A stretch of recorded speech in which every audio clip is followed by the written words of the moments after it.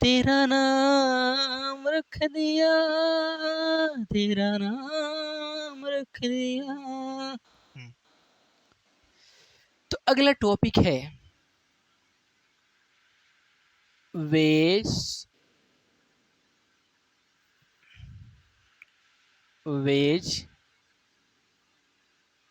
To charge a body.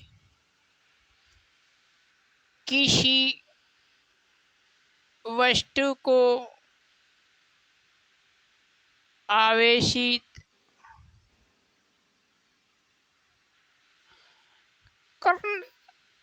करने की विधि है। किसी वस्तु को आवेशित कैसे करेंगे? आप भी कभी कभी आवेशित हो जाते हैं, आवेश में आ जाते हैं। तो किसी वस्तु का आवेशित करने के 3 तरीके। आवेशित करने का मतलब क्या है कि किसी वस्तु में आवेश की मात्रा बढ़ा देना। अब आवेश बढ़ाना है तो हमने पीछे पढ़ा है कि आवेश एक जगह से दूसरी जगह खुद नहीं जा सकता, इलेक्ट्रॉन के साथ जाएगा। इसका मतलब क्या है कि किसी वस्तु में आवेश बढ़ाना है या घटाना है तो हम उसमें इलेक्ट्रॉन का ट्रांसफ़र करेंगे और इलेक्ट्रॉन पे जितना आवेश रहता है मिनिमम उसके साथ उस पर चला जाएगा। ठीक है, तो ये जो आवेश का ट्रांसफ़र है, स्थानांतरण है या किसी वस्तु को आवेशित करने की प्रक्रिया है, ये 3 तरीके का है। 3 है। पहला क्या है? पहला है कंडक्शन, बाय कंडक्शन। कंडक्शन यानी संवहन के द्वारा। संवहन क्या होता है भाई? इसमें छू के काम होगा, बिना छुए काम नहीं होगा। हाँ, गे 440 वोल्ट छूने से तेरे, मतलब कि छुएंगे, छुआ छुई होगा और आवेश का स्थानांतरण हो जाएगा और एक वस्तु जो आवेशित नहीं थी आवेशित हो जाएगी। कैसे?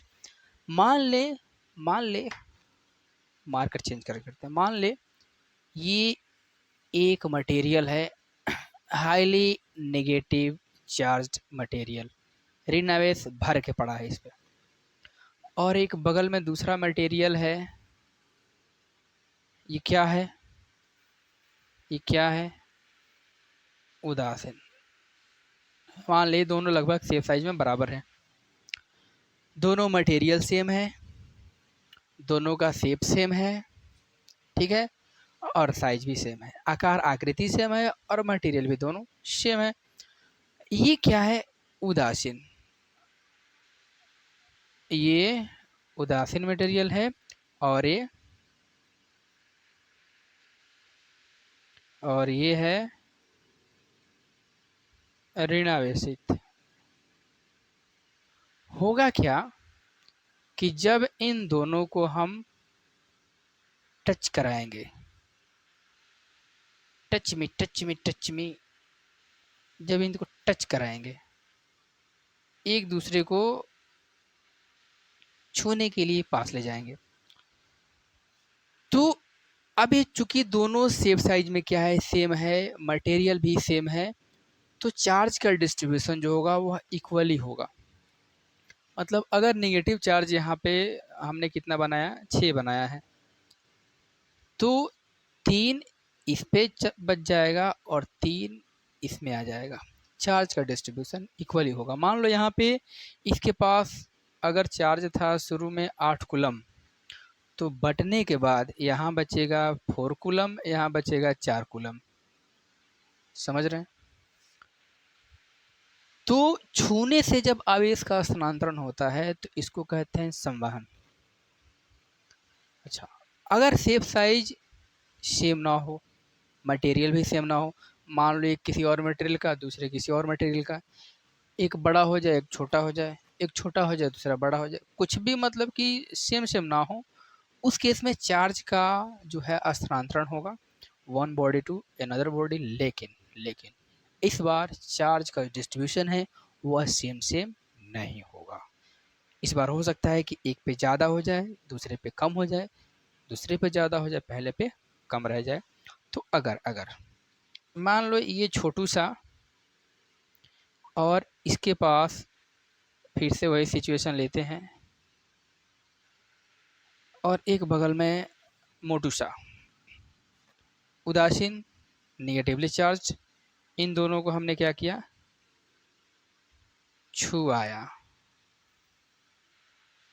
तो हो सकता है कि इसके पास 2 और इसके पास कितना चला जाए, 4। कहने का मतलब अगर यहाँ पे 6 कूलम शुरू में चार्ज था,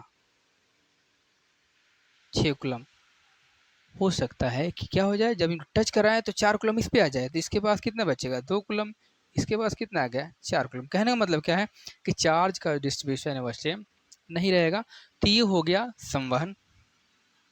ठीक है।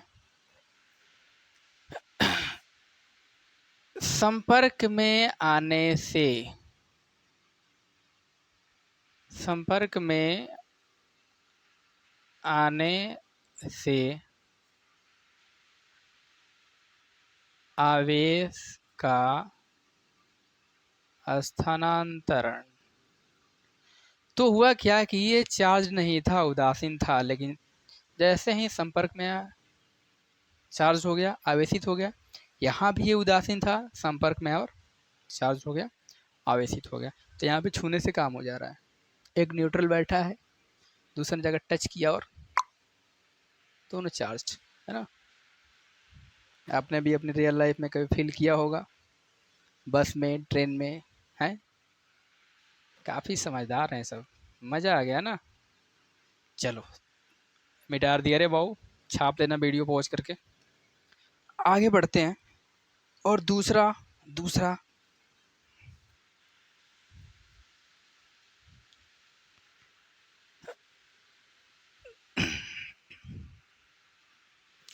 तुम दिल की धड़कन में रहते हो। दूसरा, बाई रेडिएशन।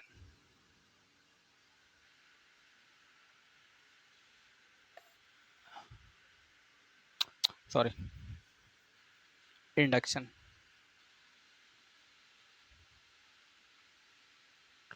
इंडक्शन प्रेरण के द्वारा।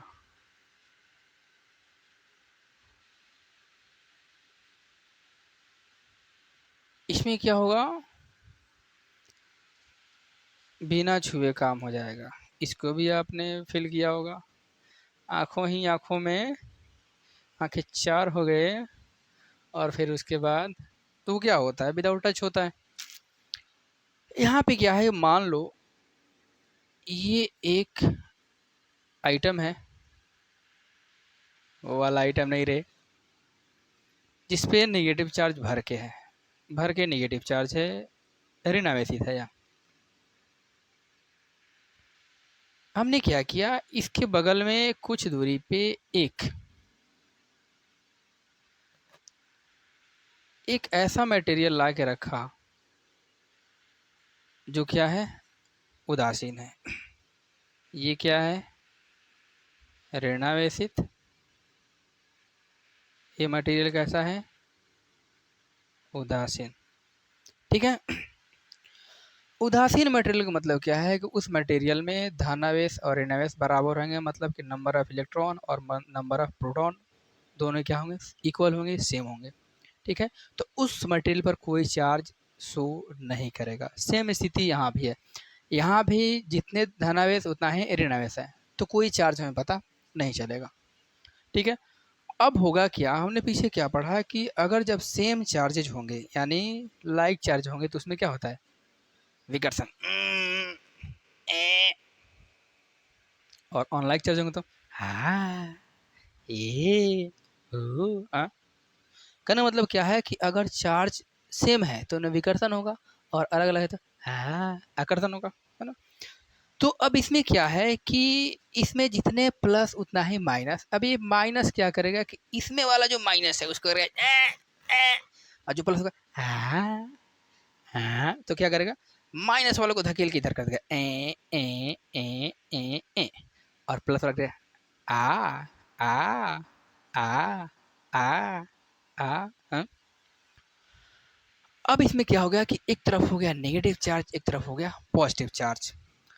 अब हम क्या करेंगे कि एक तीसरा उदासीन मटेरियल ला के इसमें, चलो थोड़ा सा एक और यहाँ पे उदासीन मटेरियल रखते हैं, टच नहीं कराया हमने। अगले स्टेप में क्या करते हैं, करेंगे कि इसको इसमें जब टच कराएंगे, इसको इसमें टच कराएंगे, इसको इसमें टच कराएंगे, ये तो दूर ही रहेगा, जो यहाँ का विलन है वो टच में नहीं आएगा, लेकिन देखो बिना छुए इन दोनों को चार्ज कर देगा है। अब देखो ये दूरी है, इस पे गया था एक तरफ प्लस एक तरफ माइनस, इसको हमने क्या किया इसमें लाकर टच करा दिया, ऐसे हुआ क्या कि यहाँ के नेगेटिव चार्ज जंप करके इस पे आ गए। फिर जब हमने इसको अलग किया अगले स्टेज में, तो ये तो ऐसे ही है, माइनस माइनस लेके इनको जब अलग किया तो हमने देखा, हमने क्या देखा भाई कि एक पे बच गया प्लस और एक पे क्या गया माइनस। तो भाइयों बहनों ध्यान से देखो और बताओ, क्या ये तीसरा वाला बॉडी इसमें आगे टच हुआ था क्या? नहीं हुआ था, लेकिन ये आवेशित हुआ कि नहीं हुआ? हुआ। हुआ कि नहीं हुआ? हुआ। कौन सा? ऋणावेश। इसके पास भी ऋणावेश और बिना छुए इनको भी कर दिया ऋणावेश। तो इस तरीके से जो आवेशित होता है कोई मटेरियल, तो वो मेथड क्या कहलाता है? बाई इंडक्शन प्रेरण। ठीक है। और एक तीसरा नोट करें, पहले इसको नोट करें,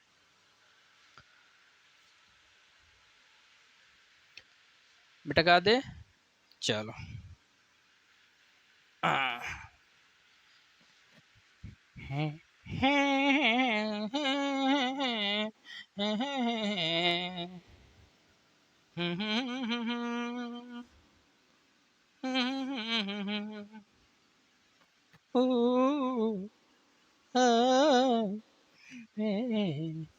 तीसरा बाय फ्रिक्शन, घर्षण के द्वारा। घर्षण के द्वारा कोई मटेरियल कैसे चार्ज होता है? अब इसी में रगड़ा रगड़ी होगा। ठीक है, मान लो दो आइटम छे हैं, एक इधर आइटम छे, ठीक है, एक है हाईली इलेक्ट्रोनेगेटिव और एक है हाईली इलेक्ट्रोपॉजिटिव।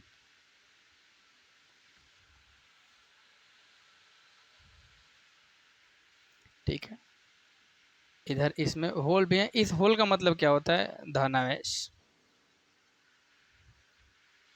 धनावेश भी है इक्का दुक्का, इधर क्या है? इलेक्ट्रॉन भी है कहीं कहीं पे। ठीक है, तो ये हाईली नेगेटिव और ये हाईली पॉजिटिव चार्ज दो मटेरियल हैं। जब इनको किया जाएगा कि एक दूसरे के पास लाकर रगड़ा जाएगा, जब इनमें क्या होगा? रगड़न।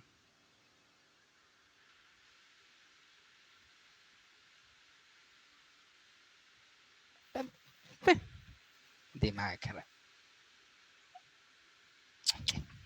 अरे यार ये यहाँ पे क्या हो रहा है? यहाँ पे हो रहा है घर्षण, लिख रहे, रगड़न रुगड़न क्या लिखने का? घर्षण हो रहा है यहाँ पे। अब जब ये घर्षण होता है तो होता है क्या, जो आउटर मोस्ट सेल यानी जो बाहर बाहर के इलेक्ट्रॉन है उनको एक ऊर्जा मिलती है, उसमें ऊर्जा थर्मल एनर्जी। ठीक है, उस एनर्जी को क्या बोलते हैं? आयनाइजेशन एनर्जी, आयनिक ऊर्जा। जब ये एनर्जी इलेक्ट्रॉन को मिलती है तो वह आयोनाइज हो जाता है और फिर वह अपने सेल से जंप करके दूसरी तरफ भागने लगता है। तो जब इसको रगड़ा जाता है तो आउटर में आउटर मोस्ट इलेक्ट्रॉन है यानी ये नेगेटिवली चार्ज, ये वाले, ये सब किनारे भरे पड़े हैं, हाँ। ये सब क्या करते हैं कि जैसे इनको एक्स्ट्रा एनर्जी मिलती है, ये तुरंत यहाँ से जंप करके और दूसरे की तरफ आने लगते हैं, ठीक है। और इस तरीके से क्या हो जाता है, आवेश का स्थानांतरण एक बॉडी से दूसरे बॉडी में हो जाता है। ये स्थानांतरण कैसा होता है, तो उच्च ऋणात्मक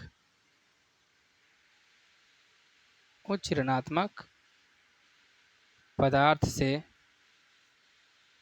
उच्च धनात्मक पदार्थ की ओर, ठीक है। तो इतनी चीज़ नोट करें। फिर एक इम्पॉर्टेंट, मोस्ट इम्पॉर्टेंट थिंग बताते हैं, मज़ा आ जाएगा आपको जान के। नोट कर ले इसको पहले।